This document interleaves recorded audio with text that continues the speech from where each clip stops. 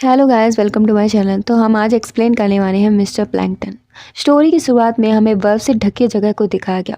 उस पर कुछ लाल बूंदें थी और बर्फ पर एक लड़का पड़ा था जो शायद मरने वाला था। उसने कहा कि उसने हमेशा सोचा था कि जब मौत आएगी तो कैसा लगेगा, शायद ये किसी छुट्टी की तरह होगा। लेकिन अब जब वो मौत के सामने खड़ा था तो उसे बस जीने की इच्छा थी। हाँ, वो बस जीना चाहता था। उसकी आंखों को सब धुंधला होता जा रहा था और एक लड़की उसकी ओर चीखती हुई आ रही थी कि वो उसे मार डालेगी। अब स्टोरी को समझने के लिए हमें कुछ समय पहले जाने की ज़रूरत पड़ती है। ये जो एक सेंटर चलाता है जहाँ वो लोगों के हर तरीके के काम करता है। उसका एक साथी भी है। उसका ऑफिस टूटा फूटा है और उसे अपनी मछलियों से शिकायत है कि वो एक दूसरे को अकेला छोड़कर ना मरे, बल्कि साथ साथ मरे। मकान मालकिन दरवाज़ा खुलवाने की कोशिश कर रही थी और ये जो गायब था। उसे बहुत चिंता थी कि वो वहाँ पर है, क्योंकि बिल्डिंग गिराई जाने वाली थी। वो उसी सोफे पर बैठ गई और उसे वो बहुत सख्त लगा। खैर, वो चाहती थी कि उसका साथी हेजो को समझाए कि वो उस जगह को छोड़ दे और उसके घर में आकर रहे, अगर उसके पास जाने की कोई जगह नहीं है तो। इसके बाद वो चली गई। हेजो सोफे के नीचे ही छुपा हुआ था। वो औरत हेजो की माँ, बहन, दोस्त सब कुछ थी और वो उसकी सच में चिंता भी करती थी। उसका दोस्त चाहता था कि वो उस जगह को छोड़ दे, लेकिन हेजो उस जगह को छोड़ना ही नहीं चाहता था। खैर, उन्हें केसेस मिले और एक लड़की अपने भागे हुए भाई को ढूंढने की रिक्वेस्ट कर रही थी, लेकिन ये जो भागे हुए बच्चों के केसेस नहीं लेता, क्योंकि उसे लगता है कि माँ बाप को बच्चे को खुद ढूंढना चाहिए। खैर, उन्होंने एक बुली केस को पकड़ लिया। जल्दी वहां पर एक लड़की आई जो उनसे जबरदस्ती एक काम करवाना चाहती थी। ऐसा लग रहा था कि जैसे वो कोई लेनदार हो। वो चाहती थी कि हेजो उसकी शादी से उसे उठा ले। हेजो का दोस्त ये केस नहीं लेना चाहता था, क्योंकि उसका होने वाला हस्बैंड माफिया था। ये बात सुनकर हेजो ने केस को एक्सेप्ट कर लिया, क्योंकि उसे मज़ेदार काम करना पसंद था। अब हमें फीमेल लीड जेमी को दिखाया गया। वो एक रिंग खरीदने गई थी जो कि उसकी ससुराल वालों की तरफ से गिफ्ट था। वो एक बड़े घर की लड़की तो नहीं थी, लेकिन उसकी शादी एक पुरानी विरासत वाले घर में हो रही थी, जिसका मेन मकसद पीढ़ी को आगे बढ़ाना होता है। जेमी प्रेग्नेंट भी थी। इधर शादी की तैयारी हो रही थी, लगभग शादी हो ही गई थी। लड़की के आदमियों ने उसकी तिजोरी खाली कर दी। इधर शादी के जश्न में सब बिजी थे, लेकिन लड़की को हेजो का वेट था। शादी लगभग हो ही गई थी। हेजो बाइक लेकर आया और उसे उठा लिया। इस बीच उनमें मुठभेड़ भी हो गई और हेजो ने माफिया की नाक और उसका एक दांत भी तोड़ दिया। वो उसे लेकर वहां से भागा और रास्ते में उसे कुछ भ्रम होने लगे और उसका एक्सीडेंट हो गया। वो बेहोशी में था और उसने सपने में देखा कि वो अपने माँ बाप के पीछे भाग रहा है, लेकिन उसके माँ बाप उसे एक्सेप्ट नहीं कर रहे, ये बोलकर कि वो उनकी औलाद नहीं है। जब उसे होश आया तो पता चला कि लड़की पैसे लेकर भाग गई है। वो वहां से जाता इससे पहले डॉक्टर ने उससे अपने साथ आने को कहा और उसे उसका सीटी स्कैन दिखाया। उसके दिमाग में नसों का गुच्छा बन गया था, जिससे उसे ऑक्सीजन और ब्लड दिमाग में पहुंचाने में मुश्किल होगी। उसके बॉम्ब्स फटने वाले थे। इसका मतलब कि उसके पास ज़्यादा दिन नहीं बचे थे। दूसरी तरफ जेमी भी हॉस्पिटल में थी और उसे भी एक बुरी खबर मिली कि उसे अर्ली मेनोपॉज हो गया है और अब वो मां नहीं बन सकती। जेमी शॉक में थी। उसकी शादी जिस घर में होने वाली थी, उनका मेन मकसद ही पीढ़ी को आगे बढ़ाना था। उसने झूठ भी बोला था कि वो प्रेग्नेंट है और अब वो मां नहीं बन सकती थी। इस बात को वो एक्सेप्ट नहीं कर पा रही थी। दूसरी तरफ हेजो को पता चला कि वो बीमारी जेनेटिक है। उसे बहुत हंसी आ रही थी। वो अपने माँ बाप को जानता तक नहीं था और उन्हें उनसे ये बीमारी मिल गई। उसके पास जीने के लिए सिर्फ 3 महीने थे। जब वो वहां से निराश होकर निकला तो उसने जेमी को देखा और वो उसका पीछा करने लगा। जेमी रोने के लिए एक फ्यूनरल में गई और वहां जोर जोर से रोने लगी। तभी एक लेडी वहां आई। उसे रोता देख उन्हें बुरा लग रहा था। एक्चुअली वो वहां पर रोना चाहती थी। उन्होंने बताया कि उनके 7 बच्चे हैं और वो ट्विंस के साथ प्रेग्नेंट भी हैं, इसलिए वो रोना चाहती थी। तभी उनके हस्बैंड का कॉल आया और वो उसे नसबंदी कराने के लिए चिल्लाने लगी। इस दौरान उन्हें अपना बच्चा जेमी को संभालने के लिए दिया। जेमी ने कहा कि ये तो अच्छी बात है, लेकिन वो औरत बच्चों से परेशान हो चुकी थी। जेमी ने कहा उनके इतने बच्चे हैं तो वो एक बच्चा उसे दे दे, लेकिन वो औरत अपना बच्चा छीन कर ले गई। जेमी पागलों की तरह रो रही थी कि किसी के पास इतने सारे बच्चे हैं और उसके पास एक भी क्यों नहीं हो सकता। हेजो उसे देख रहा था। जेमी वहां से दुखी होकर निकली तो हेजो उसे छाता देकर वहां से निकल गया।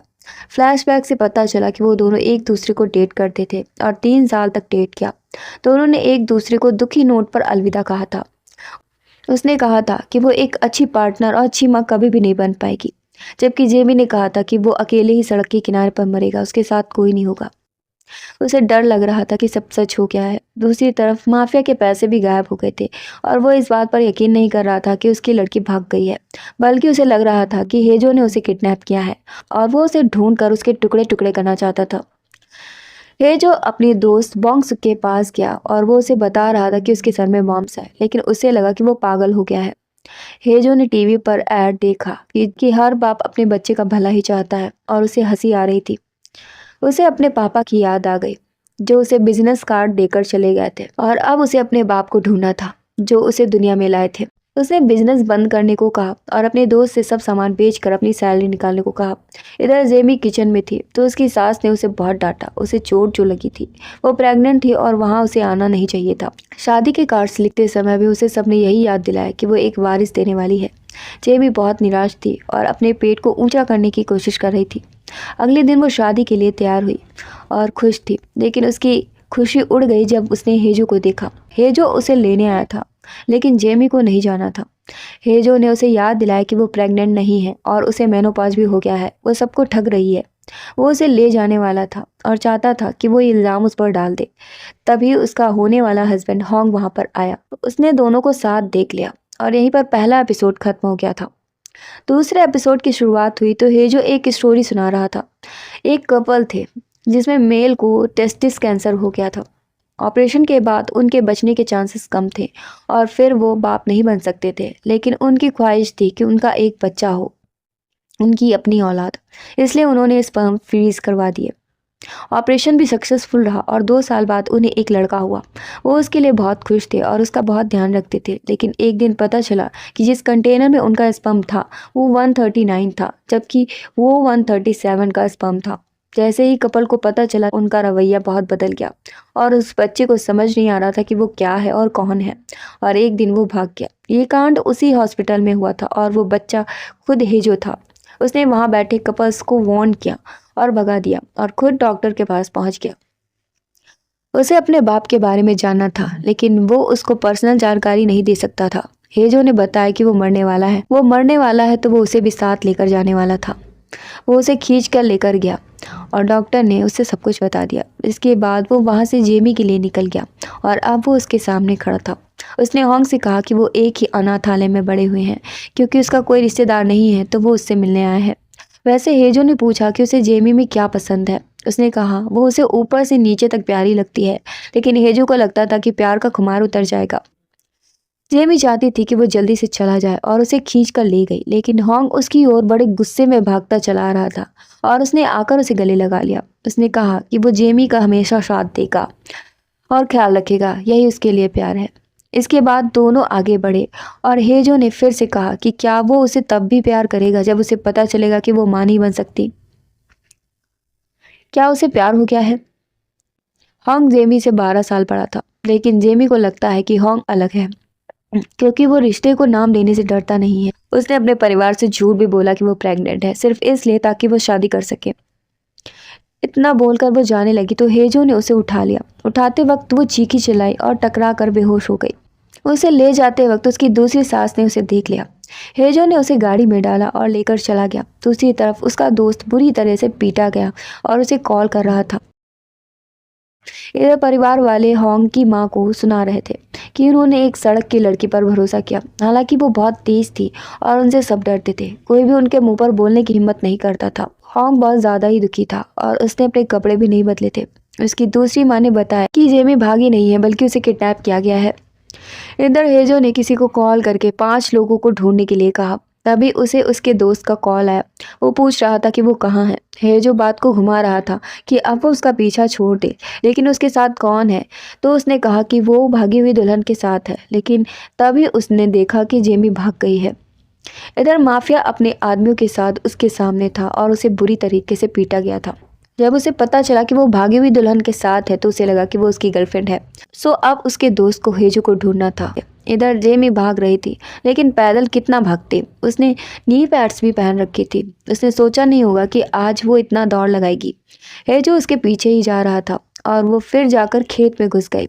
उसका एक जूता खो भी गया था। हेजो उसके पीछे कूदा और वो गुस्से में चीख रही थी। वो उसके पीछे आखिर क्यों आया? हेजो ने उसे गले लगाया और शांत करने की कोशिश की। उसे अपनी किस्मत पर बहुत रोना आ रहा था। उसके लिए वो जूते बहुत ही मायने रखते थे क्योंकि होंग उसके लिए लाया था। जब वो उस रात भागने का प्लान कर रही थी, होंग ने उसे रोका था और वो जूते लिए थे। जेमी ने वादा किया था कि वो उसका साथ देगी। कोरियंस ऐसा मानते हैं कि जूते देने से इंसान दूर चला जाता है, लेकिन होंग ने वादा किया था कि वो कहीं भी जाए वो उसे ढूंढ लेगा। अभी उसका जूता खो गया था, लेकिन हेजो के पास उसका दूसरा जूता था। अब वो किसी को ढूंढने जाने वाला था, कैंडिडेट नंबर 1। हेजो ने बताया कि ये उसकी एक पर्सनल ट्रिप है और उसने अपनी एजेंसी बंद कर दी है। जेमी को ठंड लग रही थी और उसने उसका कोट मांगा और कोट में से वो फ़ोन निकालकर पासवर्ड डालने की कोशिश कर रही थी। हेजो उसकी आदतों से इतना ज़्यादा वाकिफ था कि बिना देखे ही जान गया कि वो क्या करेगी। जेमी ने पूछा कि उसे कैसे पता कि वो कहाँ है, किससे शादी कर रही है और उसे मेनोपाज हो गया है। हेजो ने बताया कि वो रो रो कर जब तमाशा कर रही थी तो वो वहीं पर था। सेमी को लगा कि उसे खुशी हो रही होगी कि वो मां नहीं बन सकती। उसने गाड़ी रोकने को कहा क्योंकि उसे बाथरूम जाना था और ऊपर चढ़कर उसने नीचे पैर रखने की कोशिश की तो हेजो ने अपना हाथ आगे कर दिया और उठाकर गाड़ी में डाल दिया।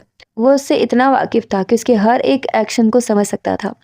इसके बाद वो कपड़े खरीदने गया और जेमी फिर से मौका पाकर चिल्लाने लगी, लेकिन वहाँ कोई नहीं था। मजबूरी में स्टोर जाना पड़ा। उसने स्टोर कीपर से उसका फ़ोन मांगा और जब वो होंग को कॉल करने लगी तो उसे नंबर ही याद नहीं था। जब उसे नंबर याद आया, जेमी ने उसे मैसेज किया और वॉइस नोट छोड़ दिया। इसके बाद जाने की बारी थी। वो अपने कपड़ों में फ़ोन भी लेकर जा रही थी, लेकिन हेजो ने उसे पकड़ लिया। वो दिन रात बिना बात किए बस चलते रहे। जेमी ने दिल से होंग को पुकारा तो होंग को महसूस हुआ। उसे तुरंत अपना फ़ोन ढूंढा और फिर उसे मैसेजेस मिले और वॉइस नोट भी। वो चाहती थी कि वो उसे ढूंढने आए और उसमें एक हिम्मत आई। उसने अपनी माँ से कुछ नहीं कहा, बस गाड़ी निकाली और निकल गया। इधर दोनों एक रेस्टोरेंट में पहुंचे। रेस्टोरेंट बंद हो चुका था, लेकिन हेजो ने कहा कि वो 6 घंटे सफर करके सिर्फ अपनी प्रेग्नेंट वाइफ को वहां खाना खिलाने लाया है, तो अंकल उसके लिए खाना लेकर आ गए। वो दोनों टेबल पर बैठकर बहस ही कर रहे थे। खैर, हेजो ने नाटक किया कि जैसे उसका पर्स वो भूल गया है और उसने अंकल से आज रात उसे रुकने देने को कहा। उसने अंकल के बाल निकाल लिए थे और रिजल्ट आने तक वो रुकना चाहता था क्योंकि वो उसके पापा कैंडिडेट नंबर 1 थे। अंकल अच्छे थे, उन्होंने खाने के पैसे भी नहीं लिए और रुकने भी दिया। जब रात हुई तो जेमी ने फिर से भागने की कोशिश की, लेकिन हेजो नींद में उससे ना जाने को कह रहा था, इसलिए वो जा नहीं पाई। उसने हेजो का हाथ पकड़ा और दूसरा एपिसोड यहीं पर खत्म हो गया। तीसरे एपिसोड की शुरुआत में हेजो की पास्ट लाइफ को दिखाया गया। हेजो एक डिलीवरी के लिए जा रहा था और रास्ते में उसका एक्सीडेंट हो गया। उसका एक्सीडेंट भी हुआ तो उसके डैड की कार से। उसके डैड उसे देखकर पहचान गए थे क्योंकि उसके पापा अपनी न्यू फैमिली के साथ थे। उन्होंने उसे अपना बिजनेस कार्ड दिया और उनकी कंपनी का नाम आई एम योर फादर था, जिसका एड टीवी पर आ रहा था। हेजो ने भी उन्हें अपना कार्ड दिया और बताया कि वो मर्डर के अलावा बाकी सब कुछ करता है, लेकिन वो खोए हुए बच्चों को नहीं ढूंढता है। उसके डैड जल्दी में थे और चले गए। हेजो बाद में कहना चाहता था कि मत जाओ, और वो यही सपने में बोल रहा था कि मत जाओ। उसकी आंखें खुली तो उसने जेमी को पलट दिया और उसके करीब आ गया। ऐसा लगा कि वो उसे किस करेगा और जेमी ने आंखें भी बंद कर ली थी, लेकिन उसने उसे बांध दिया। इसके बाद वो वहां से निकल गया और उसने देखा कि रेस्टोरेंट के मालिक के बच्चे आपस में लड़ रहे थे। वो रेस्टोरेंट को बेचकर उसके हिस्से करने वाले थे और हिस्से को लेकर उनमें लड़ाई हो रही थी।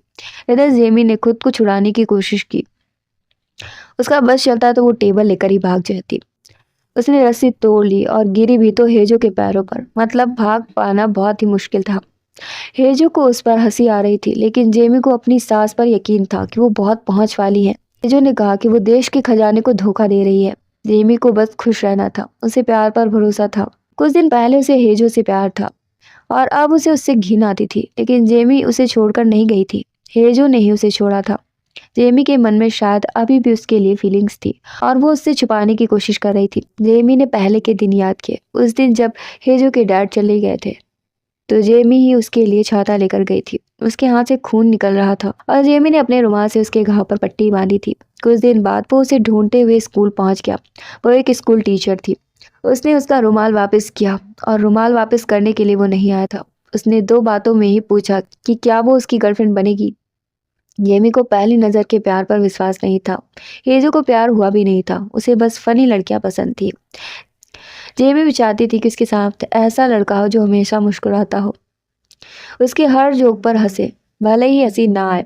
इधर होंग घर से चला गया था और उसकी माँ ने जानबूझकर ही उसे जाने दिया था। उसने गलत जगह पर पार्क कर दिया और पुलिस उसे उठाकर ले गई।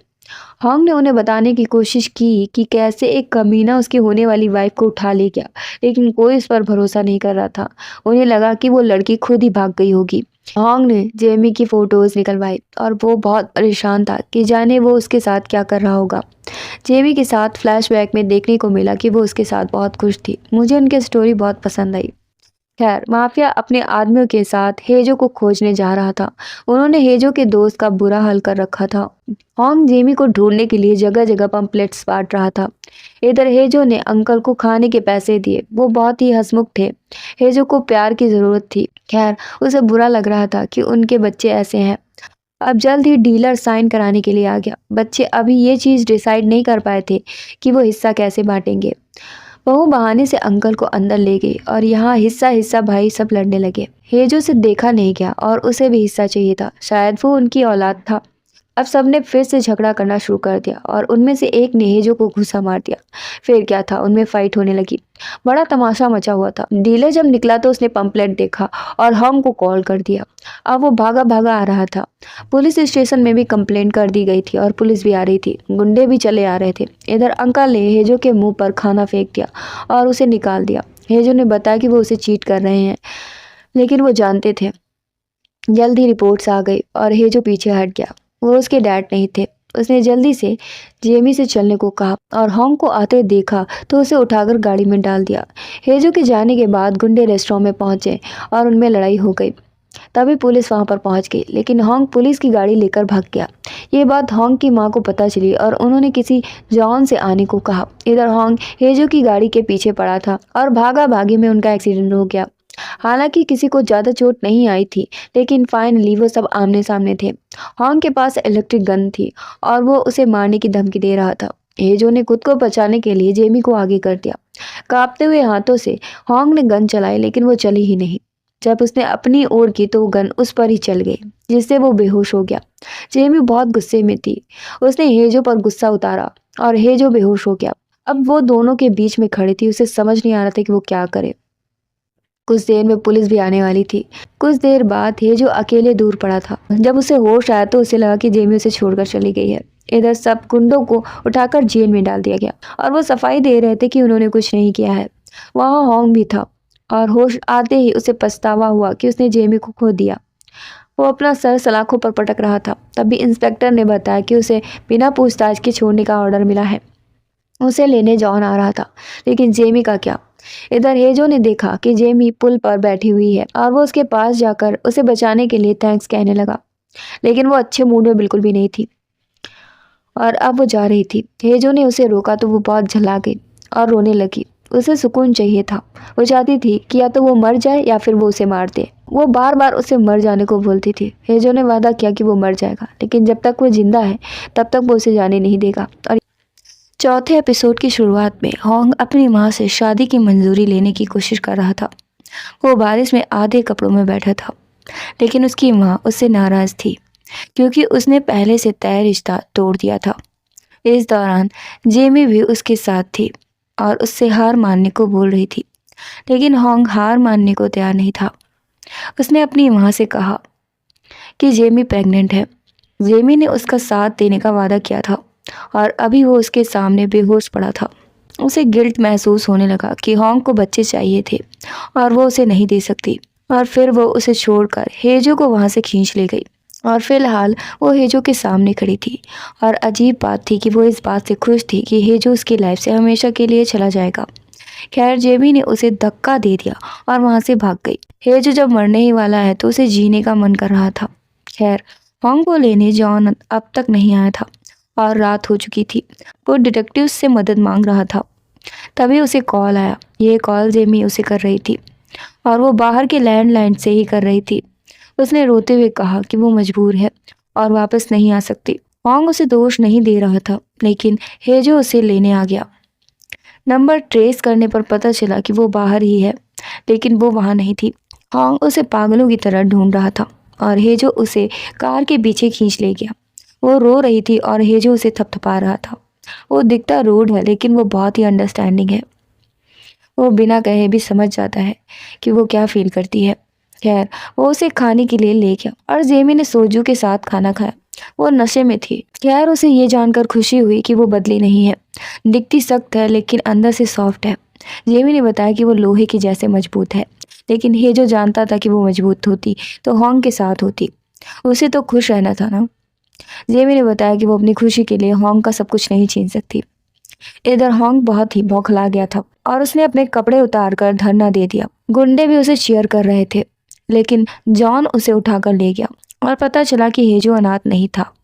ये बात जानकर हेजो को शक हुआ कि इंस्पेक्टर सही बोल रहे थे कि वो अपनी मर्जी से उसके साथ गई है। उसने उन दोनों के साथ में फोटोज भी देखी। उसे लगा कि जॉन उसे घर लेकर जाएगा और उसने वो फाइल फाड़ दी और जोर से चिल्लाया। वो वापस नहीं जाना चाहता था। उसने धमकी दी कि वो गाड़ी के सामने कूद जाएगा और भागने की कोशिश की, लेकिन जॉन उसे रोक नहीं रहा था। वो उसके साथ जाने वाला था। इधर जेमी उदास थी। उसे समझ नहीं आ रहा था कि वो आगे क्या करे। उसे लगा कि वो रेस जीतने ही वाली थी कि उसकी फिनिश लाइन ही गायब हो गई। हेजो ने उसे सलाह दी कि आगे से वो कोई मंजिल तय ही ना करे और बस ऐसे ही निकल जाए। सब उसे आवारा कहेंगे, लेकिन ये अच्छा है। अगले दिन वो बुसान जाने वाले थे। दोनों ट्रेन में थे और जेमी ने एक बच्चे को देखा। उसका दिल एक बच्चे के लिए बहुत तरसता था और हेजो अपने पापा के लिए तड़पता था। खैर जेमी जानना चाहती थी कि वो किसे ढूंढ रहा है। उसने बताया कि वो अपने बाप को ढूंढ रहा है, लेकिन क्यों? उसने बस ये कह दिया कि उसकी छुट्टियां खत्म होने वाली हैं। अचानक उसे अजीब महसूस हुआ और वो वॉशरूम चला गया।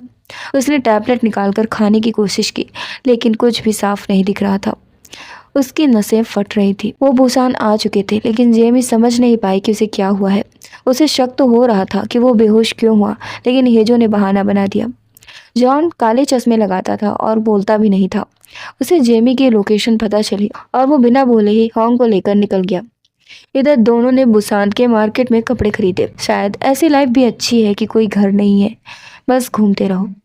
हेजो के दोस्त ने उसे बताया था कि माफिया गैंग उसे ढूंढ रही है और उसने एक कीपैड फोन खरीदा। उसने सबसे पहले बांसु को कॉल किया। वो उसके गायब होने से बहुत परेशान थी। हेजो को उससे पता चला कि उसका दोस्त कारी प्रिंस गैंग के साथ घूम रहा है।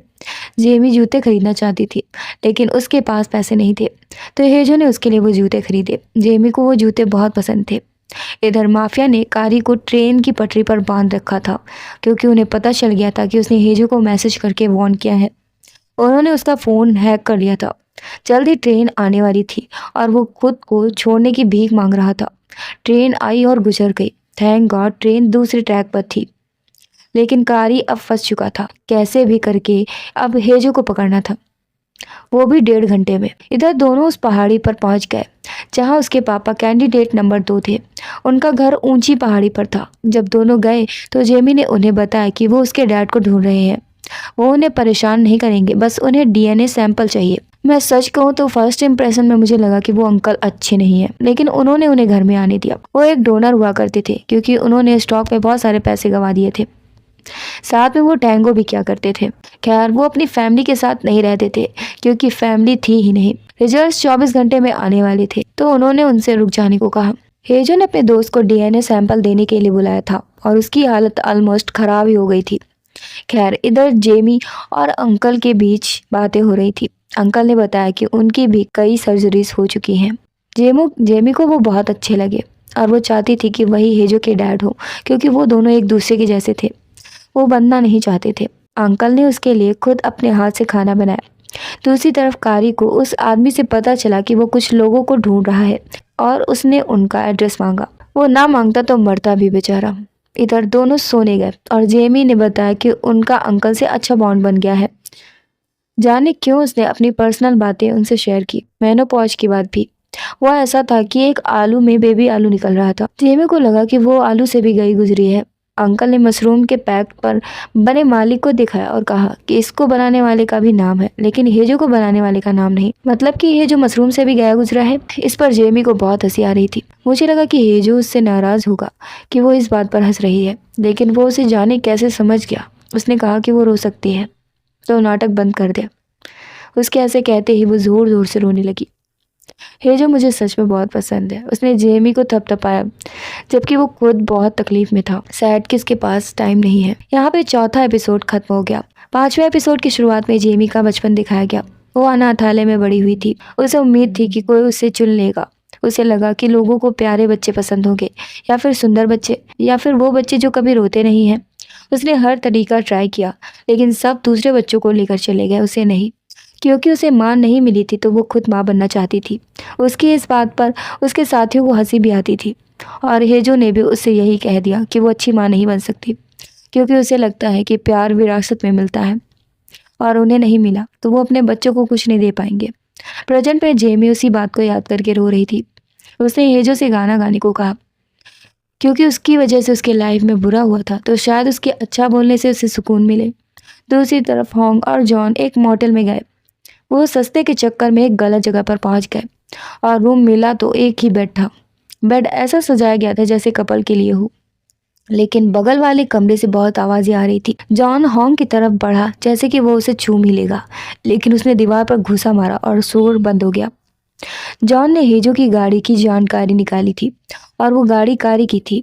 इधर गुंडे जल्द बुसान पहुंचने वाले थे। इधर हेजो की तबीयत खराब हो गई और वो अपनी पिल्स ढूंढ रहा था। अंकल उसकी पिल्स लेकर आ गए और पूछा कि क्या वो उन्हें ढूंढ रहा है। खैर वो उसे मछली बाजार लेकर गए, और वहाँ वो उसके साथ ऐसे बिहेव कर रहे थे कि जैसे वो असली में उसके पापा हैं, चाहे उसे हाथ पकड़कर काट से बचाना हो या फिर फिश खिलाना। फिर वो फिश लेने के लिए गए, लेकिन उनके पास पैसे की कमी थी। हेजो ये भी समझ सकता था और उसने उनके लिए पे किया। उनमें से एक ने एक खराब फिश डालने की कोशिश की और अंकल जोर जोर से चीखने लगे। वो अपने बेटे के लिए फिश लाने गए थे और उसकी हिम्मत कैसे हुई खाने में मिलावट करने की। फिर क्या था, उनमें बहुत ज्यादा फाइट हुई। हेजो को भी कूदना पड़ा और ऐसी फाइट हुई कि हंसी आ रही थी। इधर जेमी की आंख खुली और वो हेजो को ना देखकर परेशान हो गई। उसने देखा कि उसका बैग वहीं पड़ा था, और उसे खुद समझ नहीं आ रहा था कि वो खुश क्यों है। इधर फाइट वाइट करके दोनों वहां से निकल गए। अंकल उसे अच्छा खाना खिलाना चाहते थे, लेकिन सिर्फ रेमन से ही काम चलाना पड़ा। लेकिन इस खाने में बहुत प्यार था। जब उन्होंने उसके सर पर हाथ फेरा तो हेजो को रोना ही आ गया। इधर जेमी भी भागने वाली थी, लेकिन वो पहाड़ी से फिसल कर गिर गई। उसे समझ नहीं आ रहा था कि उसे जाना कहाँ है। उसके पास जाने के लिए कोई जगह भी नहीं थी। इधर अंकल ने हेजो से पूछा कि उसके पास कितना समय बचा है।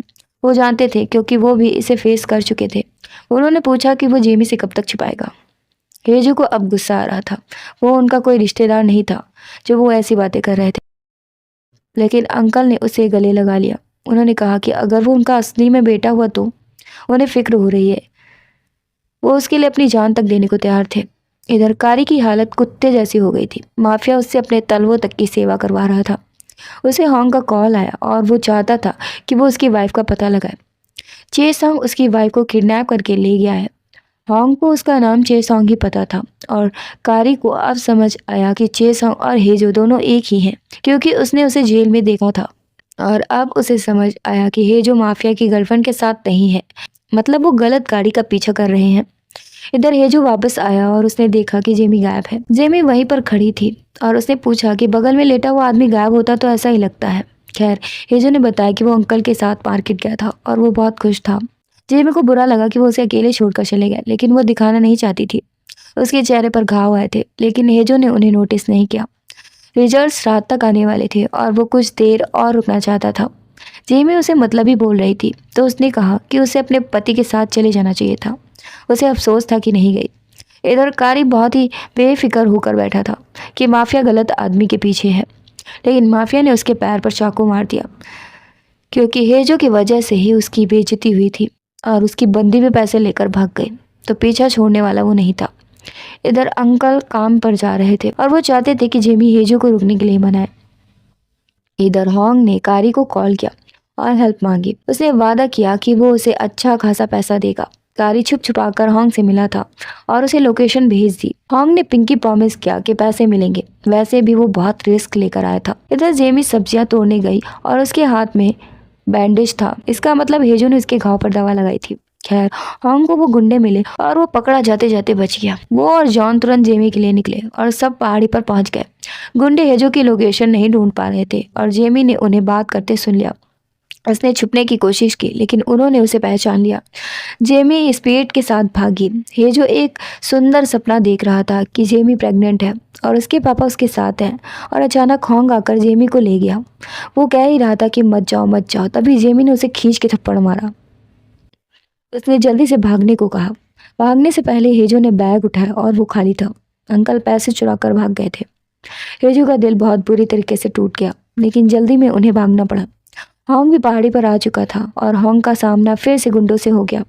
जेमी और हेजो दोनों वहां से निकल गए थे, लेकिन इधर लफड़ा होने वाला था। माफिया को हॉन्ग का वहां आना इत्तेफाक तो नहीं लग रहा था।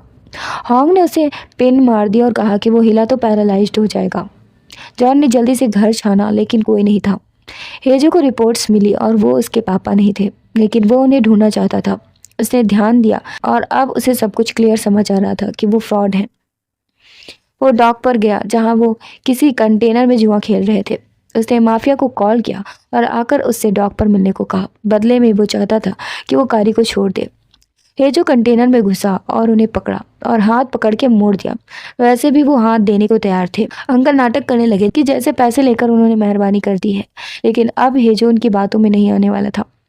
और फिर क्या, वो अपनी असलियत पर आ गए। उसे अनाथ बोला और जो भी किया था उसका एहसान जताना शुरू कर दिया। उन्होंने कहा कि वो अनाथ ही रहेगा और उसे कभी भी अच्छा बाप नहीं मिलेगा। जेमी बीच में कूद गई और उसने अंकल को अपने बैग से खूब मारा। हेजो को अच्छा लगा कि वो उसके लिए आई, लेकिन जेमी उसे लेकर जा ही रही थी कि अंकल ने फिर से बीच में बोल दिया कि वो अकेला है और चाहता है कि कोई उसकी साइड ले। इस पर उसे बहुत गुस्सा आ गया और उसने फिर अंकल को बहुत मारा। उसका दिल दुखी था। आखिर ये सब नाटक क्यों किया?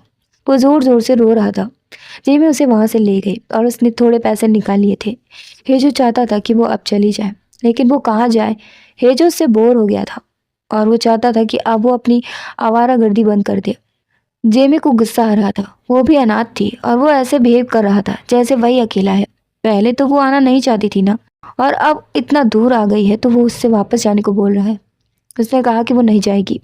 हेजो को उस पर बहुत प्यार आ रहा था और उसने उसे किस कर लिया, और बैड लक हॉन्ग ने उन्हें ऐसे देख लिया। उसका चेहरा पीला हो गया था और वो उसे ढूंढते ढूंढते पागल हो चुका था। और यहाँ पर 5वां एपिसोड खत्म हो गया। 6ठे एपिसोड की शुरुआत में हॉन्ग अपनी स्टोरी बता रहा था। वो काफ़ी बार डेट के लिए गया था, लेकिन उसकी माँ अपने जैसी लड़कियां पता नहीं कहाँ से ढूंढ कर लाती थी और उन्हें देखकर वो कुत्ते जैसा हो जाता था। वो इन सब चीज़ों से निकलना चाहता था, लेकिन उसकी माँ बहुत डरावनी थी और उसे लगा कि ऐसे ही कुत्ते जैसे जीने में ही भलाई है। लेकिन एक दिन उसने जेमी को देखा। उसकी माँ ने उसे किचन से निकाल दिया। हॉन्ग उसके पीछे गया और उसे लगा कि वो रो रही है। उसने उसे अपना रुमाल दिया, लेकिन जेमी रो नहीं पा रही थी। उसकी झूठी मुस्कान पर भी हॉन्ग को प्यार आ रहा था। इसके बाद जेमी खुलकर रोई और हॉन्ग ने उसे कैंडीज देकर हंसा दिया। दोनों साथ में खुश थे। वो जब भी उसके साथ होता था तो शेर बन जाता था। उसने जेमी से वादा किया था कि वो उसका साथ देगा, तो उसे लगा कि ये खोखला वादा है और उसने उससे सगाई कर ली। प्रेजेंट में हॉन्ग उन दोनों को किस करते देख रहा था और उसका दिल बुरी तरह से टूट गया था। लेकिन वो रुका नहीं, भाग कर गया और हेजो को एक घुसा दिया। उसने जेमी को दोष नहीं दिया। जेमी उसे वहां देखना नहीं चाहती थी। जब उसे पता चला कि वो उसके लिए पहाड़ी तक गया था तो उसे बहुत बुरा लगा। उसने पहले ही कहा था कि वो उसके पास नहीं आ सकती, लेकिन हॉन्ग उसे दोष नहीं दे रहा था। इस बीच गुंडे आ गए और भागम भागी शुरू हो गई। हेजो बोट पर बैठ गया और हॉन्ग रस्सी काटने में लगा था। इस दौरान जॉन ने लड़ाई की और गुंडों को मारा, लेकिन इस बीच वो घायल भी हो गया। बोट स्टार्ट होते ही हेजो भाग गया और हॉन्ग पानी में कूद गया।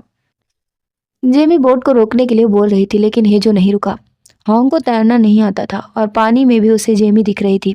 उसे होश आया तो वो किसी के पैर को चूम रहा था।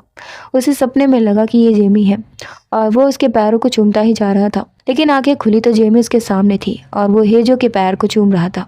ये देखते ही उसे उल्टी आ गई।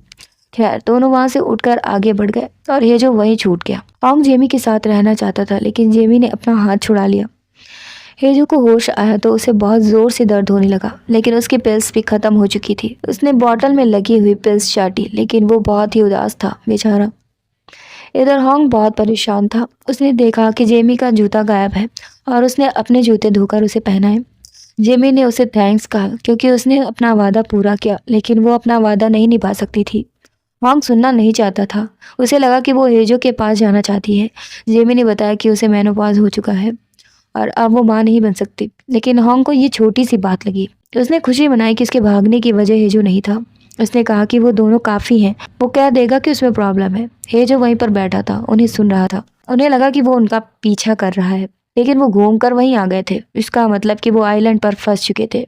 हॉन्ग को इस बात पर यकीन नहीं हो रहा था और वो जोर से चीखा। इधर हॉन्ग की माँ हॉन्ग के गायब होने से बहुत परेशान थी। इधर जेमी को जूते बदले देख हेजो ने कहा कि वो इतनी जल्दी बदल लेती है, मतलब अब वो हॉन्ग के साथ जाने वाली है। जेमी वापस जाना नहीं चाहती थी, लेकिन गुंडे उसके पीछे क्यों थे?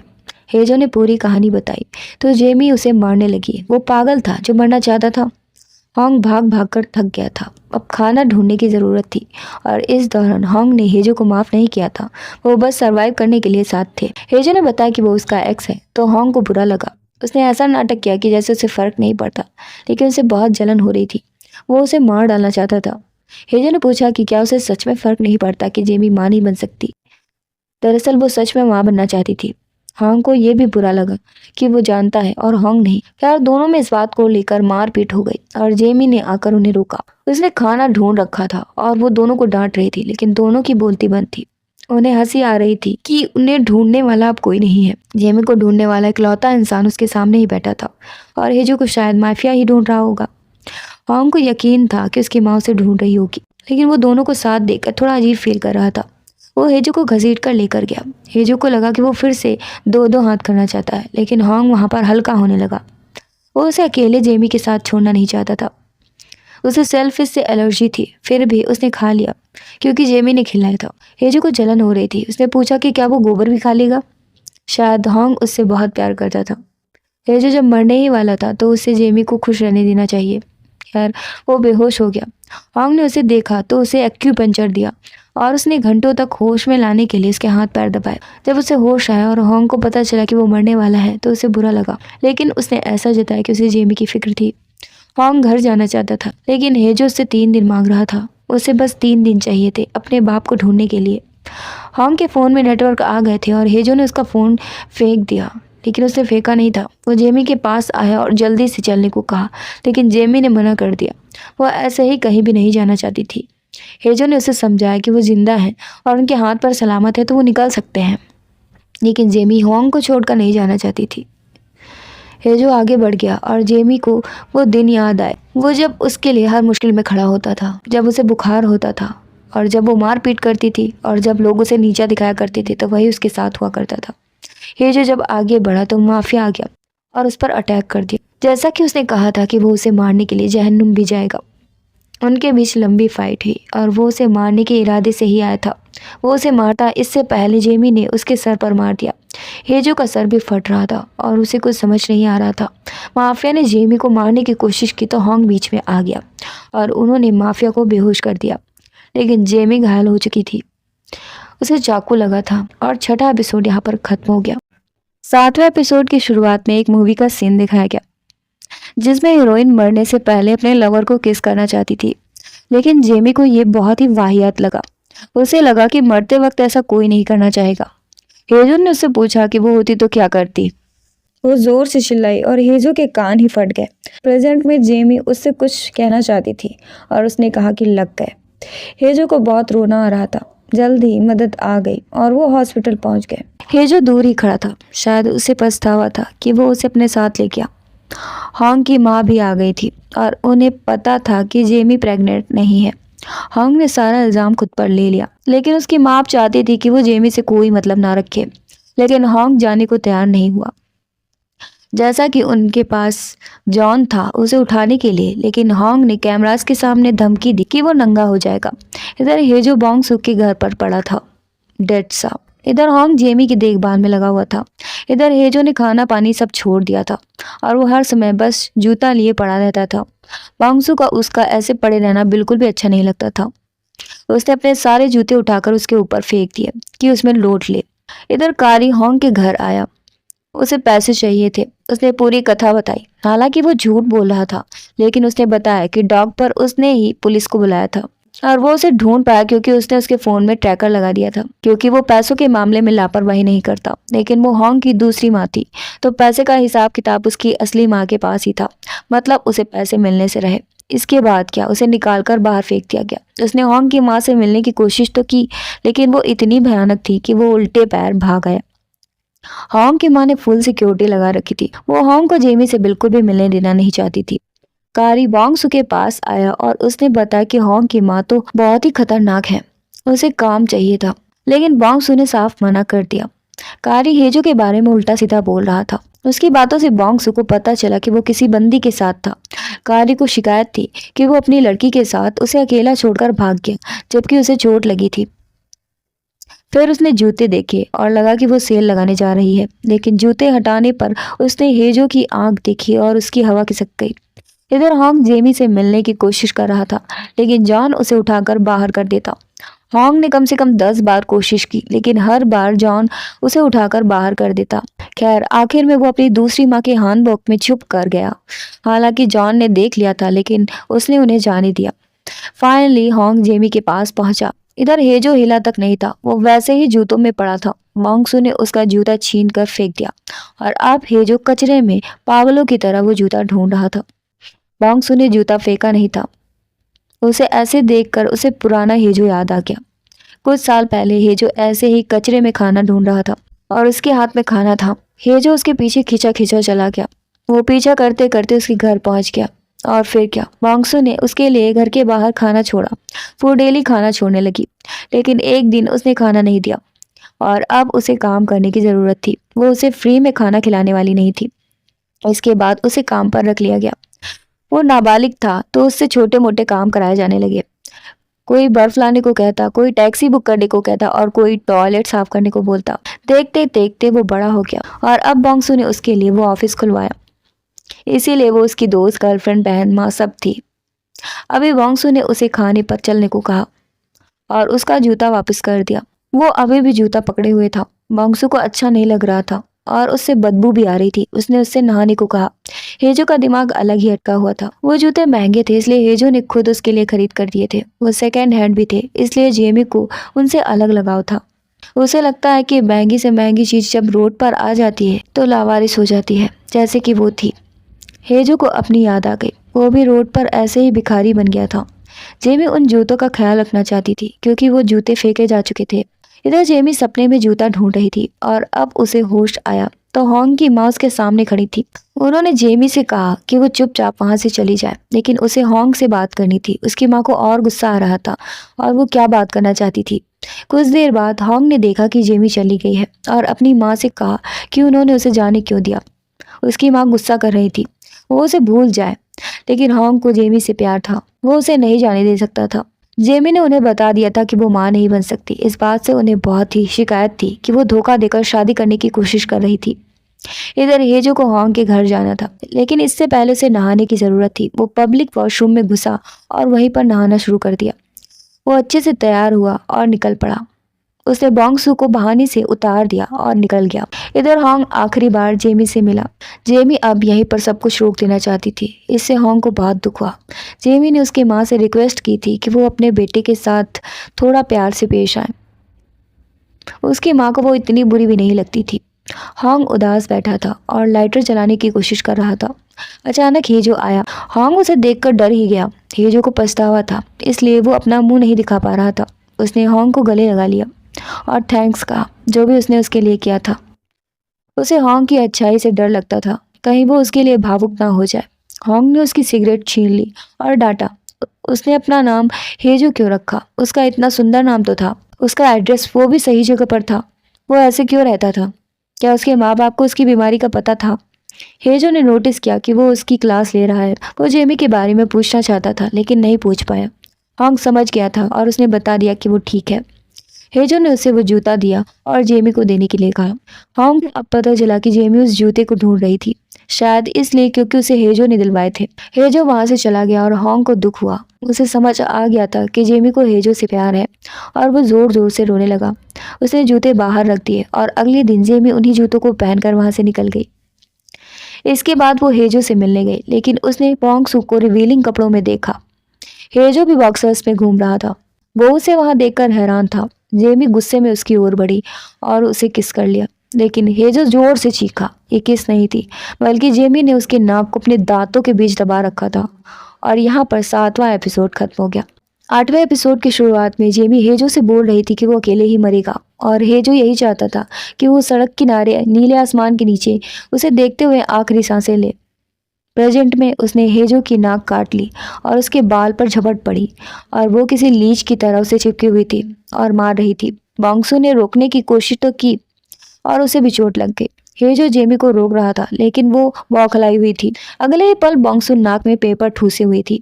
हेजो ने जेमी से पूछा कि वो वहां कैसे आई।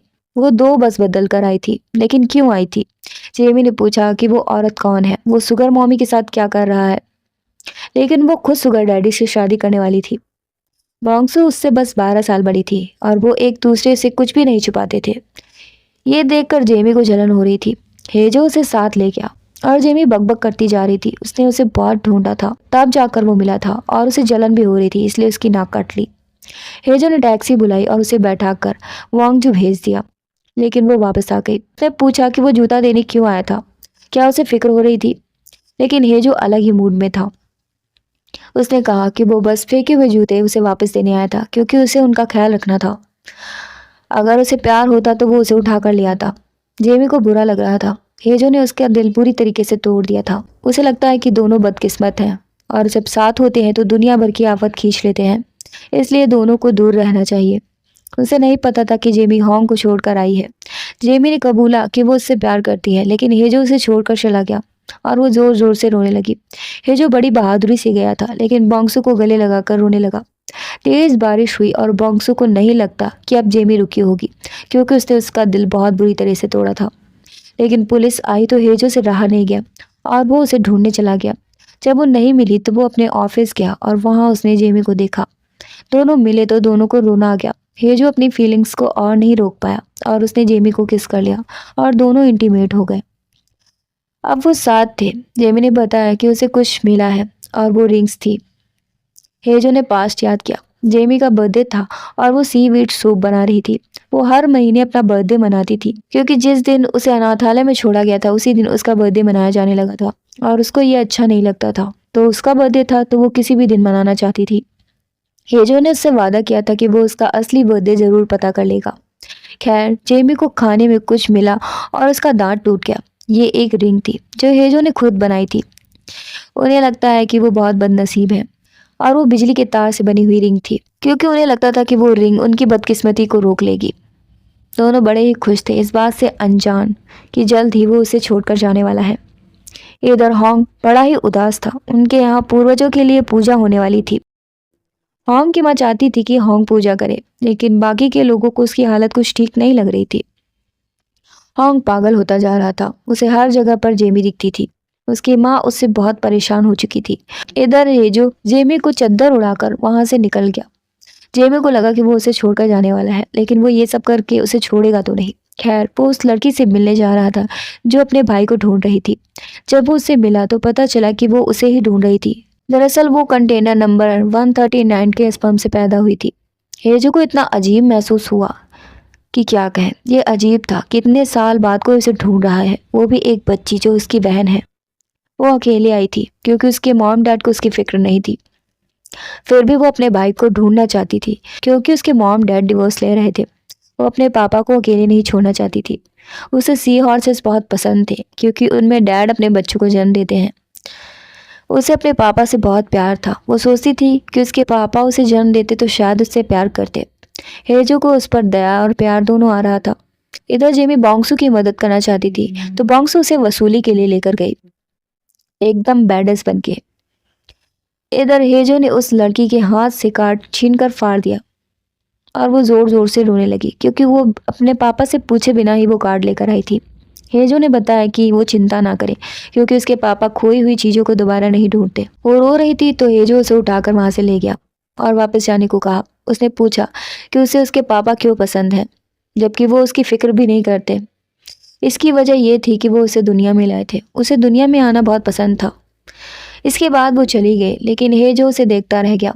कारी ने उन्हें मिलवाया था और वो उसे ड्रिंक के लिए लेकर गया। हेजो ने बताया कि वो लड़की अपने पापा के लिए इतना परेशान थी। कारी ने बताया ये खून का रिश्ता है। जब वो अपने पापा को सोते हुए देखता है तो वो बहुत प्यार आता है। उसका दिल करता है कि वो अपने पापा के लिए दुनिया पलट दे। हेजो भी ये फील करना चाहता था। खैर, अगले पापा कैंडिडेट बहुत ही अमीर थे। वो बड़ी कंपनी के CEO थे। हेजो ने कहा कि वो उसे 1 करोड़ तो दे ही देगा, लेकिन अचानक हेजो के हाथ काम करना बंद कर दिए और सब कुछ गिरता जा रहा था। वो ज़मीन पर जा गिरा। कारी उसे टैक्सी में ले गया, लेकिन उसने गाड़ी को वापस भेज दिया। वो उसके लिए बहुत परेशान हो रहा था। उसे सब धुंधला दिखने लगा था और वो घर का पासवर्ड भी भूल गया। उसे रोना आ रहा था। तभी जेमी और बोंगसू आ गए। उसे ऐसे देखकर हेजो को गुस्सा आ गया और उसने बोंगसू पर चिल्ला दिया कि वो उसे गटर में क्यों लेकर गई। फिर क्या, बोंगसू ने रोना शुरू कर दिया। उसने उसे गटर से पैसे कमाकर उसे पाला था और आज वो उसे ही गटर बोल रहा था। हेजो को तुरंत एहसास हुआ और उसने माफी मांगी। जब वो नहीं मानी तो उसने उसके लिए फनी डांस भी किया, जिस पर उन्हें हंसी आ रही थी। वो ऐसा कभी नहीं करता था जो कर रहा था। इस ड्रामे में भावना का पूरा पहाड़, तूफान, आंधी, हर रिश्ते में एक भावना है। भले ही ये मतलब के रिश्ते हों, लेकिन उनमें कमाल की फीलिंग्स है। खैर, होंग को पूजा करनी थी और वो होश में नहीं था। सब गड़बड़ करता जा रहा था। उसकी टोपी में आग लग गई। उसने एक लेटर छोड़ा अपनी माँ के लिए कि उसकी माँ को मरे हुए पूर्वजों की इतनी फिक्र है, लेकिन उनके खुद के बेटे का दर्द नहीं दिखाई देता, और वो घर छोड़कर चला गया। और इधर हेजो को पता चला कि उसके पापा कैंडिडेट के बच्चे नहीं हैं और वो वहां पर पहुंच गया। वो उनके पास जाता इससे पहले आवाज़ हुई और उसके कान में सीटी बजने लगी। उसने जेमी से चलने को कहा, लेकिन जेमी दौड़ कर गई और अंकल के बाल पर कूद गई। और बुरा ये था कि उनके बाल नकली थे। लेकिन हेजो की हालत बुरी हो गई। गार्ड्स ने जेमी को पकड़ रखा था और वो अपने आप को छुड़ाने के लिए तड़प रही थी।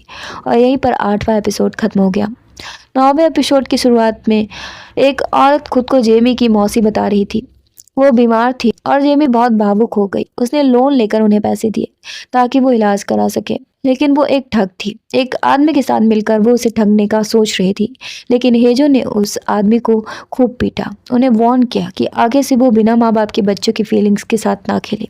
जब जेमी को पता चला तो उसे बहुत दुख हुआ और वो बहुत रोई। और प्रेजेंट में जेमी हेजो को पकड़कर लेटी हुई थी, वो भी हॉस्पिटल में। उन्हें बताया गया कि हेजू को क्या हुआ है। बोंगसू पागल सी हो गई। वो अपना सारा पैसा लगाकर उसे बचाना चाहती थी और जेमी मुस्कुरा रही थी। हेजू उसके सामने इतनी बार बेहोश हुआ। उसे इतना परेशानी थी और वो समझ तक नहीं पाई। वो बार बार उससे मरने को बोल रही थी। इस बात का उसे बहुत पछतावा हुआ। उसने बोंगसू से उसे थप्पड़ मारने को कहा, क्योंकि उसे अफसोस था कि वो बार बार उससे मरने को बोल रही थी। जेमी उसके पापा कैंडिडेट के पास जाकर डीएनए सैंपल लाना चाहती थी, लेकिन उसने जो किया इस वजह से वो बाहर ही नहीं निकलते थे। इसलिए जेमी उनके घर पहुंच गई। उसने वहां पर घुसपैठ कर दी और अंकल को धर दबोचा। इधर हेजो सपना देख रहा था कि वो अपनी बहन के साथ है। उसे प्लैंकटन्स पसंद थे, वो छोटे छोटे पार्टिकल्स जिनकी वजह से समुद्र की लहरें इतना चमक उठती थी, जो ऑक्सीजन प्रोड्यूस करते थे, जिनकी वजह से पूरा इकोसिस्टम सही से रहता था। वो मरने के बाद वही बनना चाहता था और अब उसके जाने का समय था। उसके जाते ही मॉनिटर पर सारी लाइन सीधी हो गई और उसे बचाने की कोशिश की जा रही थी। बोंगसू बहुत ज़्यादा ही घबरा गई। इधर जेमी ने उन अंकल से उस पर थूकने को कहा और वो सैंपल लेकर वहाँ से निकल गई। जब वापस आई तो हेजो अपने बेड पर नहीं था और बोंगसू उससे बहुत नाराज़ थी।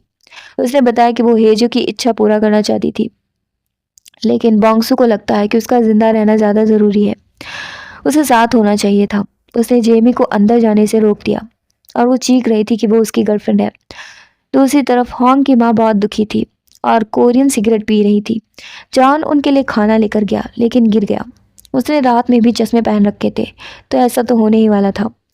होंग की माँ ने बताया कि वो सिगरेट वो तब पीती थी जब उनके पति एक एक करके इतनी सारी सौतें लाते गए। जब उनके बच्चे होते थे तो वो उनके लिए खाना बनाती थी, लेकिन होंग के होने के बाद उन्होंने कभी भी नहीं पिया था। लेकिन आज उसकी वजह से ही पीना पड़ रहा है। उन्हें पछतावा हो रहा था कि उन्होंने जेमी और होंग को अलग कर दिया। जॉन ने उन्हें अपना चश्मा दे दिया ताकि उन्हें रोते हुए कोई न देख पाए। इधर कारी ने जेमी को पास दिया। वो जल्दी से अंदर गई और उसने बताया कि वो आज अकेले ही सैंपल लेने गई थी। अगर उसे पता चला कि उसने कैसे सैंपल इकट्ठा किया तो वो जिंदगी भर उसकी गुलामी करेगा। तभी हेजो ने उसके सर पर हाथ फेरा।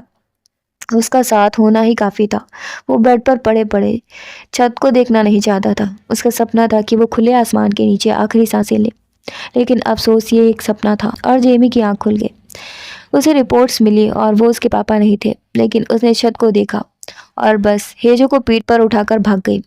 वो उसे मुश्किल से ले जा पा रही थी और उसे गिरा दिया। उसने एक कार्ड देखा और उसमें उसे डाल लिया और बचते बचाते वो उसे बाहर ले गए। उसने टैक्सी रोकने की कोशिश की, लेकिन सब उसे डेड बॉडी समझकर भाग गए। जेमी को रोना आ रहा था। बोंगसू भी उससे गुस्से में बात कर रही थी। उसे लगा कि अब तो एम्बुलेंस से ही वापस जाना पड़ेगा। उसे बहुत रोना आ रहा था और वो जोर जोर से रोने लगी कि वो क्या करेगी, आखिर अब वो क्या करेगी। लेकिन हेजो ने कहा कि वो सच में उसके बिना कैसे रहेगी। उसे होश आ गया था। जेमी ने उसे होश में देखा तो चूम लिया। उसे समझ नहीं आ रहा था कि वो कितना खुश है। खैर अब वो ठीक था और चल भी सकता था। जेमी उससे नाराज थी कि उसने उसे बताया क्यों नहीं। खैर हेजो अब अपने पापा कैंडिडेट नंबर 4 से मिलना चाहता था। वो कारी के पास गया और कारी उसे जिंदा देखकर चौंक गया। उसे यकीन ही नहीं हो रहा था कि वो ऐसे खड़ा है। फिर क्या, उसने उसे पीछे से कस के गले लगा लिया। वो जल्द ही जाने वाला था और उसने कपड़े वपड़े बदले। कारी ने उसे पीछे से पकड़ लिया और कहा कि वो वादा करे कि वो वापस आएगा। हेजो को रोना आ रहा था, शायद वो वापस आ पाए या ना आ पाए। उसने जाने से पहले बॉन्गसू को लव यू बोलने को कहा। रास्ते में उन्होंने बहुत एंजॉय किया। दूसरी तरफ होंग ने अपने फ़ोन को रीसेट करा दिया ताकि जेमी की हर याद खत्म हो जाए। इधर हेजो ने जेमी से कपड़े लेने को कहा, लेकिन सब महंगे थे तो जेमी ने लेने से मना कर दिया। लेकिन क्या वो अपने होने वाले ससुर से ऐसे मिलने वाली थी? फिर उन्होंने अच्छे से कपड़े पहने और फोटोज ली। इसके बाद दोनों फिर निकल गए। हेजो जानना चाहता था कि क्या जेमी अभी भी माँ बनना चाहती है। उसने कहा कि ये बस उसके पेट पर बने तिल जैसा है तो वो दुखी ना हो। लेकिन जेमी को रोना आ गया। खैर वो उसे लेकर पहुंच गया था और वो बहुत खुश थी। हेजो ने हर बार की तरह उसे आगे कर दिया और दरवाज़ा खुलते ही वो चौंक गई। शायद ये उसकी माँ थी। हेजो ने कहा था कि जब वो अपने खून से मिलेगी तो उसे समझ आएगा कि हाँ यही वो हैं। हेजो उसे छोड़कर चला गया और जेमी उसके पीछे भाग रही थी। वो दूर निकल गया और बिलक बिलक कर रोने लगा। वो ऐसे रो रहा था जैसे कोई बच्चा हो। लेकिन शुक्र है कि होंग उसके साथ था। हेजो को बहुत दुख हुआ कि उसने धोखे से जेमी को वहाँ पर छोड़ दिया। होंग ने उसे रुमाल दिया और उसे कैंडीज भी दी। यहाँ पर 9वां एपिसोड भी खत्म हो गया और अब हम चलते हैं लास्ट एपिसोड मतलब कि एंडिंग पर। जेमी की माँ उसके पीछे आई और वो जेमी को शायद पहचान गई थी। जेमी को उनसे बहुत शिकायत थी। वो उनके पीछे क्यों आई थी? क्या वो उसे जानती हैं? तभी उसकी माँ को किसी ने बुलाया और वो वापस चली गई। जेमी रोती रही कि वो उसे फिर से छोड़कर क्यों जा रही है। वो रास्ते भर हेजो को गाली दे रही थी लेकिन उसे फिक्र भी हो रही थी। तभी कारी ने उसे कॉल किया और उसके लिए टैक्सी भेजी। बात ये थी कि होंग की माँ ने उसे बुलाया था। इधर होंग और हेजो एक रेस्टोरेंट में गए। होंग उससे खाने को बोल रहा था क्योंकि उसकी दवाइयाँ बहुत ही स्ट्रांग थी। उसने एक पिता की तरह उसे खिलाने की कोशिश की लेकिन हेजो ने मुंह तक नहीं खोला। उसे नहीं पता था कि अब उसे कहाँ जाना है। होंग को लगा कि वो अपनी माँ को भी ऐसे सताता होगा। हेजो ने पूछा कि उसे कैसे पता कि वो अपनी माँ को ऐसे सताता था। शायद अपनी माँ को सताने की ही ये सज़ा उसे मिल रही है। और फ्लैशबैक में उसकी स्टोरी दिखाई गई। वो गेम खेल खेल कर थक चुका था और अपनी माँ से एक बहन चाहता था। जब उसकी माँ ने हॉस्पिटल में पता किया तो उसे पता चला कि हेजो किसी और के स्पर्म से जन्मा है और उनकी दुनिया ही बदल गई। वो इस बात को किसी को बताना नहीं चाहती थी और दिन ब दिन उनका चेहरा पीला होता जा रहा था। वो कुछ पिल्स भी खाने लगी थी। एक दिन उसने ये बात अपने पापा को बता दी और वो हॉस्पिटल पहुंच गए और वहां जाकर उन्हें सच पता चल गया। उसने अपने माँ बाप को झगड़ा करते सुना कि वो उनकी औलाद नहीं है। उसके पापा का प्यार एकदम से बदल गया था। उसकी माँ ने उसे सितारे देखने के लिए बुलाया लेकिन वो नहीं गया और अगले दिन पता चला कि उसकी माँ अब नहीं रही। उसके पापा ने माँ की सारी यादें जला दी और हेजो का हाथ झटक दिया। उस दिन के बाद उन्होंने कभी भी हेजो से बात नहीं की। फाइनली ग्रेजुएशन डे आ गया था। उसने अपने पापा से स्कूल आने को कहा और वो स्कूल में वेट करता रहा लेकिन उसके डैड नहीं आए और वो अपनी पहचान, पापा के लिए प्यार सब छोड़कर आगे बढ़ गया। वो 10-10 दिन तक भूखा रहा और उसकी लॉटरी लग गई और ये लॉटरी बॉन्गसू थी और अब वो वापस जाना चाहता था। इधर जेमी जब वापस गई तो होंग की माँ और बॉन्गसू दोनों उसकी क्लास लेने के लिए खड़ी थी। दोनों ने उसे घसीटा लेकिन होंग की माँ उसे लेकर गई। उन्होंने उसके फ़ोन से होंग को बुलाने के लिए कहा और अब उसे पता चला कि होंग भाग गया है। इधर होंग ने हेजो को बताया कि वो भाग कर आया है। हेजो को हंसी आने लगी। खैर दोनों ने साथ में अच्छा समय बिताया। होंग ने बताया कि उसे जलन होती है क्योंकि वो आज़ाद है, जो चाहे वो कर सकता है, जबकि होंग हमेशा दूसरों की बात मानता है और हमेशा उसे 4 दीवारी में कैद रहना पड़ता है। जब वो घर से निकला था तो उसके मन में यही था कि कोई उसे वापस ले जाए। रास्ते में दोनों ने बहुत मजे किए। ये भावनात्मक यात्रा थी। होंग और हेजो दोनों ने एक दूसरे का ध्यान रखा। होंग ने उसकी सिगरेट छीनी और उसे एक्यूपंक्चर भी दिया। उसने उसे कैंडीज भी दी और प्यार भी, जो उसे चाहिए था। शायद ये वही प्यार था। इधर जेमी होंग की माँ से चाय वाय पीने को बोल रही थी। उसकी माँ को लगा कि वो नाटक कर रही है क्योंकि वो उन्हें खराब बोल रही थी, लेकिन जेमी को वो अच्छी लगती हैं क्योंकि वो अपने बेटे को छोड़कर नहीं भागी। बॉन्गसू ने पूछा कि वो कहाँ गई थी। तो उसने बताया कि वो अपने माँ से मिलने गई थी। जब उन्हें पता चला कि आज उसका असली बर्थडे है, सबको गुस्सा आ गया कि उसकी माँ ने उसे कैसे छोड़ दिया, वो ऐसा कैसे कर सकती है। हॉन्ग की माँ उसके लिए खुद पे करना चाहती थी। जेमी को ये सब देखकर बहुत खुशी हुई कि उसके साथ इतने सारे लोग खड़े हैं। तभी हॉन्ग और हेजो आ गए। उन्हें देखते ही सब उन पर झपट पड़े। बॉन्गसू उससे बहुत नाराज थी। उसे कितनी फिक्र हो रही थी। वो हॉस्पिटल में बीमार पड़ा था और भाग गया। हेजो ने उससे कह दिया कि वो उसे क्यों याद करेगा या उसके बारे में क्यों सोचेगा। वो तो एक कुत्ता था जिसे वो उठा लाई थी। बॉन्गसू समझ रही थी कि वो मरने से डर रहा है। हेजो ने बताया कि वो सही से सो भी नहीं पा रहा है और उसे कुछ याद भी नहीं रहता। उसे डर लग रहा था कहीं वो ऐसे ही अकेले न मर जाए। आखिर उसके साथ ये सब क्यों हो रहा था? उसकी गलती क्या थी कि वो गलत स्पर्म से पैदा हुआ? जब वो घर से भागा तो किसी ने उसे रोका भी नहीं, ना ढूंढा। उसकी बातें सुनकर बॉन्गसू और जेमी दोनों को रोना आ रहा था। इधर हॉन्ग की माँ ने हॉन्ग को जाने दिया और कॉल करके कहा कि वो अपनी लाइफ जी सकता है। जब उनके हाथ का खाना याद आए तो वो वापस आ जाए। उन्होंने जॉन से रुकने को कहा और जॉन पहली बार बोला। इधर जेमी और हॉन्ग आमने सामने थे। हॉन्ग ने सोचा नहीं था कि वो फिर से मिलेंगे। जेमी ने उसे थैंक्स कहा क्योंकि उसने उसे हमेशा कुछ ना कुछ दिया ही है। हॉन्ग ने भी उसे थैंक्स कहा क्योंकि उसकी वजह से उसमें हिम्मत आई थी।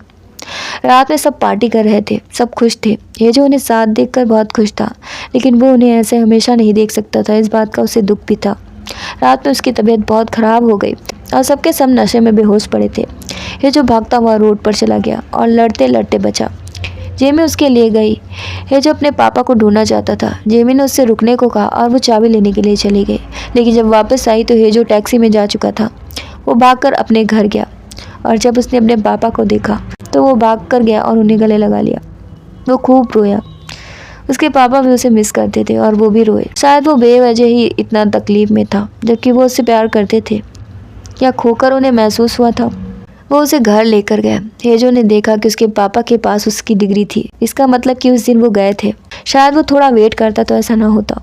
उसके पापा ने बताया कि उसका कमरा आज भी वैसा ही है और वो अपने कमरे में जाकर सोने की कोशिश करने लगा, लेकिन उसे चैन नहीं आया। फिर किसी ने खिड़की खटखटाई। खोला तो जेमी थी। उसने पूछा कि कौन है। जेमी को लगा कि वो उसे भूल गया है, लेकिन उसे वो भूत लग रही थी। आखिर वो दूसरे फ्लोर पर ऐसे कैसे पहुंच गई थी? दरअसल वो क्रेन लेकर आई थी। वो उसके पापा से मिलना चाहती थी, लेकिन हेजो ने उसे रोक लिया। वो चाहता था कि वो उसे किडनैप कर ले और फिर दोनों निकल पड़े अपने सफ़र पर। वो दिन रात चलते रहे और जहाँ मन था वहाँ गए। जो करना था वो किया। हॉन्ग ने अपना एक यूट्यूब चैनल शुरू किया था और वो हाइकिंग के लिए गया था। उसने वीडियो में जेमी को थैंक्स कहा क्योंकि वो उसकी वजह से हिम्मत कर पाया था। अब भी दोनों दिन रात चलते ही रहे और जेमी अब थक चुकी थी। उसे रुकना था। वो गुस्से में गाड़ी से उतरी और बर्फ़ से ढकी जगह देखी। दोनों उस जगह को देखकर बहुत खुश हुए और दोनों ने उसमें खूब मज़े किए। उन्हें क्लोवर मिला। हेजो ने शर्त रखी कि अगर दोनों में से किसी को 4 पत्तियों वाला क्लोवर मिला तो उसका ही कहा होगा। मतलब अगर जेमी को मिलती है तो वो गाड़ी बेचकर होटल में शिफ्ट हो जाएगा और अगर उसे मिलती है तो वो कार में ही घूमते रहेंगे। जेमी ढूंढते ढूंढते दूर निकल गई और हेजो को वो मिल गया, लेकिन जैसे ही वो आगे बढ़ा उसकी नाक से खून टपकने लगा। वो गिर गया। ये बिल्कुल वैसा था जो वो चाहता था, नीला आसमान और आखिरी सांसें। जेमी भागते हुए उसकी ओर आ रही थी। ये पहला सीन था जो स्टोरी के स्टार्ट में दिखाया गया था। हेजो को सब धुंधला दिख रहा था और वो जीना चाहता था। जेमी उसके लिए रो रही थी। वो मुस्कुरा रही थी और रो भी रही थी। हेजो ने कहा कि उसकी आंखों के सामने वो है, इसका मतलब उसने अपनी लाइफ अच्छे से जी, मतलब उसकी लाइफ मज़ेदार थी। जेमी ने उसे आई लव यू बोला और शायद हेजो भी उसे यही बोलना चाहता था। और यहाँ पर हेजो नहीं रहा। आई होप हेजो अभी जिंदा हो, क्योंकि सीन शिफ्ट हो गया था जिसमें गाड़ी वापस जा रही थी। आई होप सीजन 2 आए और वो ज़िंदा हो। सो स्टोरी का यहीं पर एंड हो गया। लेकिन फाइनली हेजो को जैसी लाइफ चाहिए थे उसे सब कुछ मिल गया। वो अपने पापा को ढूंढ पाया। उसने अपनी लाइफ वैसे जी जैसे वो जीना चाहता था और उसे जेमी भी मिली। उसे प्यार भी मिला। शायद वो फालतू में भटक रहा था। उसके आसपास के लोग उससे बहुत प्यार करते थे, लेकिन वो इस चीज़ को कभी देख ही नहीं पाया और अकेले ही भटकता रहा। Please like, share, comment and subscribe. मिलते हैं नेक्स्ट वीडियो में।